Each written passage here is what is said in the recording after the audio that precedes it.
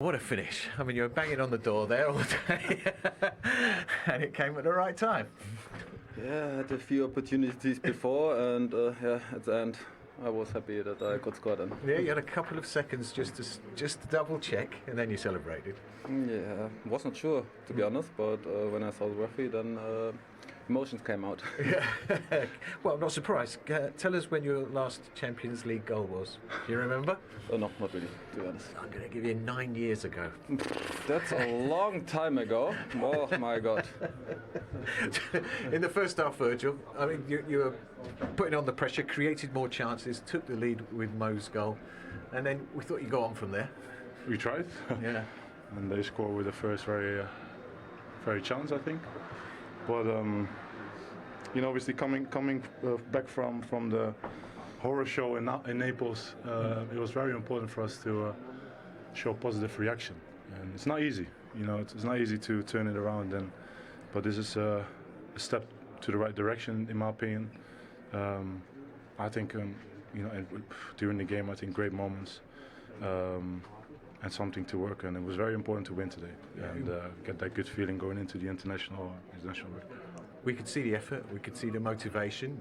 You had a few chances yourself tonight. I should have scored, but obviously we felt like we were dangerous in every set piece, especially the corners. So it was our responsibility to at least convert one, and luckily the one and only Joel Matip did it. As you say, a step forward. I mean, there's a lot of medal winners in that dressing room. You guys know what to do to make this right. Yeah, not listening to the outside world, that's the most important thing. It's funny sometimes, because there's a lot of ex-football players and they know exactly what we go through, but, they say a lot of things to try and get us down. We know exactly that last week was unacceptable. It was very, very bad, and we try to make it right, and this is what I said before. This is a step to the right direction.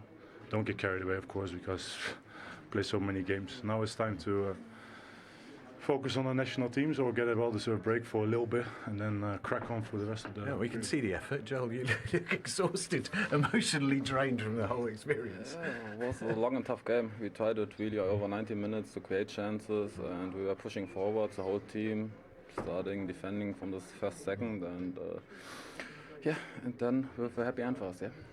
Good result. The group looks a lot better as well, doesn't it? It's a good step. Let's carry on. Good. Thanks, John. Thank you very much. Well played. Those men are well played. Liverpool this evening, there are the stats. It makes it absolutely crystal clear, the domination for them this evening. A lot of ex-players tried to talk us down. It's one of the things that I'm sure frustrates footballers is former players coming on the telly and talking about them. Did it used to annoy you? If I thought it was wrong or I thought it was personal, then I'd get the ump. But if it was deserved, then I'd, hold my hands up and say. And I think, listen, the performance in Naples, I think if they're honest, every single one of their players goes, you know what, it was a bad day at the office and we deserved the criticism we got. But again, I think we reiterated on the night, we wasn't saying they were a bad team overnight. No one was saying they were bad players overnight. It was a bad performance. OK, well, look, we know what they've done this evening. Let's explain to people at home how they did it, shall we? Yeah, well, let's have a look at the first goal. A long pass, wasn't it, Rachel? Not a long ball. Yeah, I'm going to say a long pass. Very accurate. And I think if we look at the long ball or long pass from Alex, we've got a situation whereby two defenders here. We will tell you the cardinal sin is to almost cross as defenders, and that's what happens. And all of a sudden, you get Jota just peeling off into a gap here, and then when we pause it, all there is a knock-on effect. Michael, could I just stop really quickly and ask why is the cardinal sin for defenders to cross like that? Rio. It just leads to confusion. I mean, if you take it back here, they're in really good positions in terms of being able to deal with this if they stay like this. If they start this and, say, for instance, the right-back is coming on his side of the pitch and he says, I'm going to go and win it, it's coming on my side of the pitch. Or even if he doesn't, even if he says he's not going to win it, the next guy, centre-half, one of them says, I'm going to win it. When that happens, right, and you say that, then one of you has to be the player that then sweeps here. Get round here and sweep and then provide cover in this area here. Watch what happens. There's zero cover in that area that I've just highlighted once there is confusion. Look, there you go. He gets the other side of him. Yeah, and what it does is obviously it brings Bassi over from this position. He's got to then cover. Leaves Mo Salah in all this space. And from Mo Salah's point of view, listen, if this was me, I'd be taking right foot touch here and I'd be shooting with my right foot. Mo Salah's, of course, a left-footed player coming in from the right-hand side. The good thing with this situation, he's got that much room that he can afford to bring it in onto his good foot, which he'll be just absolutely loving. Look at that. He can take a touch infield, which is very, very rare in that situation. So then he's coming in on his left foot and it makes it an easy-ish finish for a man of Mo Salah's quality. Yeah, I'd be fuming as the goalkeeper, to be fair, with that right back and that right centre-half getting too close together. It leaves Bassey with a massive gap between them, and Daley Blint's not back covering. It just leaves gaps. And, you know, thankfully for Liverpool, they exploited them. Yeah. But then coming on to the retribution from Ajax getting back at them, it was a time when Trent Alexander-Arnold switched off. Look at the shape that they're in. Excellent shape. Happy with that. Back four, we've got for Liverpool. In front, solid. No gaps. Exactly what they didn't do against Napoli, in Naples, was to be compact and hard to play through. If we stop it here, Trent Alexander-Arnold on the right-hand side there has got eyes on player here, on Berghaus, on the player there. He knows exactly what he's going to do. He's in a good shape with the back line still, but just lets Berghaus just run as he runs on. He's got to match his run. You can see there's no pressure on the ball from Salah. And so, as we were talking about before the match, Alexander-Arnold has to drop in and match the runner. And you said there he knows exactly what he's going to do. So why doesn't he run back with the player? So you're right. We can see what's going to do. It's almost like he doesn't see the picture and doesn't recognise exactly what his role is defensively, or whether he's passing on that defensive role. I think I said before the game about his thought process were not sharp from a defensive point of view. And that was clear to see tonight as well. I just want to ask both of you a question on that. My only theory, to answer your question, Jake, if we just take it back, do you think that Trent actually thinks he's blocking that pass and that he doesn't need to run, that there's no space to pass it? Maybe. I'm just trying to think why... That's a gamble, though. That's the only thing is... I mean, but a lot of the time, if you're in the right position, you think, well, the only one that's going to get me is over my head. Yeah. I'm actually blocking the channel here. Do you think he's actually thinking, well, there's no way they can pass it alongside? He's got to be thinking something. Do you know the only thing I would say in protection of Trent here, right, if I'm playing here, I'm Trent's eyes and ears there. That's me there in that position. And I'm saying to Trent, anything to feet, you go and get it. And basically stay in that position. I don't mind you staying there, because my thing will always, and it comes down to communication between the two players before the game. This area here, behind the fullback, was my area. I say to my right back, you go to the ball, go to the player, and if the ball goes over your head, that is me. And if I'm not there, you can shout at me, and it's my fault. But are they having those conversations? Is that communication being had before or during the game to really say to... Because after this this finishes, I don't see Trent saying to Matip, where was you? So maybe that conversation hasn't been had. Can I just ask one other quick question? Once you get into this position here, and let's caveat this with the fact we know he's a phenomenally talented player, and in an attacking... Trent. And in an attacking capacity, we'll have a look later at just how great he was for Liverpool going forwards. But in this position here, and a few other times this evening, what is the reason for the recovery run not being at the rate of the other players? How do we square that away? Yeah, look at this here. You're right, the intensity... I'm sure I've seen the stat, it was last season, he's the fastest player at Liverpool. And he's not showing that intent, that desire, that kind of... It's so much to get the green light to go forward, and he's off, head down as fast as he can do. From a defensive point of view, it just doesn't seem to register with him as quickly as it should do. I can't imagine it's out of desire to do it. I just think that there's not quite that mental sharpness to do that same, to have that same role. But we were talking as well, all right, what is the makeup of a right back to Jurgen Klopp? Does he want him doing exactly those things, or is he measured more on his attacking prowess? Because we talked again, and he's been well documented tonight, some of the great things that he can do. He great strike from 25 yards out, just whistled over the bar. He's attacking. I don't think anyone doubts his attacking capabilities. I just think he would be better all round and more useful to the team if he could sharpen up on those decision-making, because he's got the athleticism to do it. I think he's got the knowledge. He's a clever guy, but it's just having the application in key moments. Okay. I mean, we can take it on to the winner, which We all felt it was coming at times. But in this situation, from set pieces, I think aerial duels tonight, they won 73% of aerial duels, Liverpool. And in the box, they were so dominant. We were just sitting there going, but they haven't really hit the target for many of these set pieces yet. And Mo shouted earlier in the game, Matip will score tonight.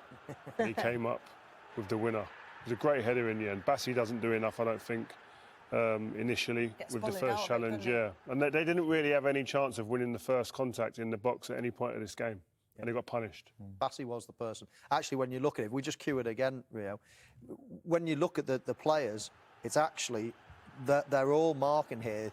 This is Fabinho's here with Blind, and then apart from that, you've basically got everybody paired up, and it's Bassi that, if you just watch it slowly, Bassi's actually keeping his eye on Matip, and eventually, he's just looking through the bodies. Eventually, he's the closest one to him. So it was his man, and he just, as Rio says, just simply doesn't do enough. He lets him get a run on him, and you can't do that when you're as tall as Matip and you let someone get a run on you.